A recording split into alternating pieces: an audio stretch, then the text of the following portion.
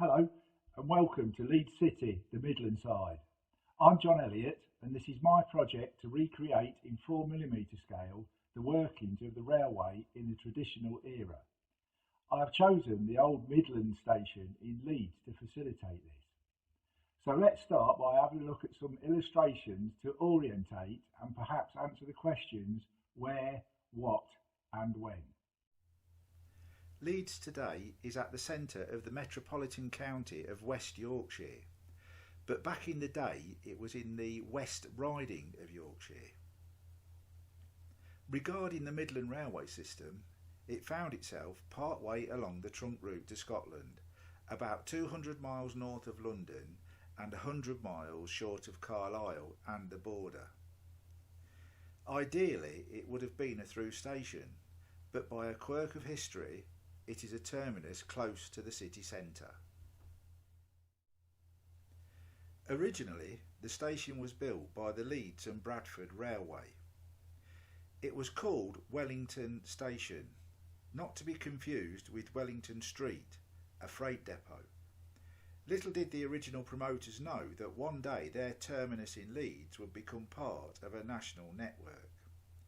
Even before completion, the North Midland Railway had agreed terms to share the station and so extended their line accordingly.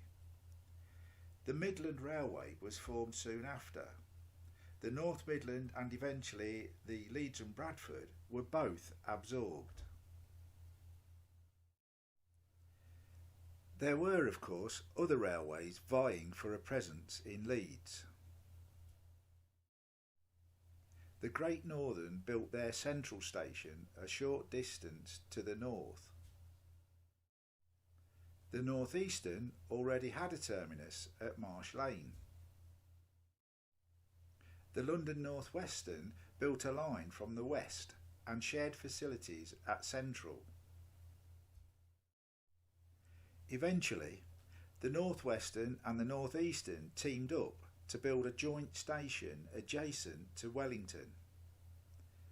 The North Western negotiated running powers over the Midland from Whitehall Junction to gain access to the joint station.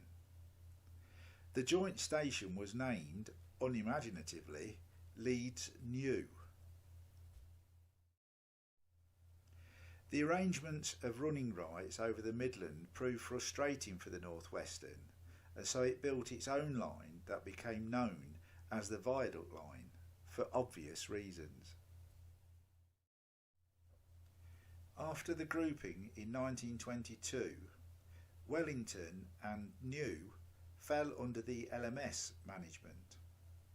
In the 1930s, Wellington was rebuilt along with the adjacent Queen's Hotel. A grand Art Deco concourse was built across the platform ends. It connected Wellington with New and also with the hotel. The complex was renamed Leeds City. However, from a railway operating point of view, the two stations were referred to as City North and City South, respectively. This book, Leeds Termini, has some useful photographs. This photo shows the ex-Midland terminus. The joint station is to the right and the Queen's Hotel is to the rear. Along the left side is the River Aire. To the right is the Leeds and Liverpool Canal. The Art Deco concourse of the 30s can be seen across the platform ends.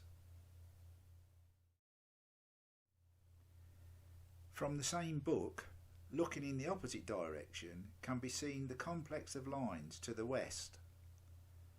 From the left is the Viaduct Line, the Midland Main Line south, and then the 4-track Midland Route north.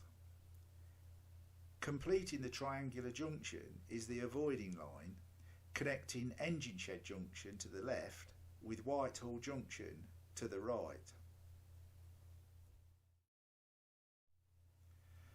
Both photographs were taken in the early 60s, probably in connection with British Rail's modernisation scheme for the area. This fits in nicely with my chosen time period, 1962.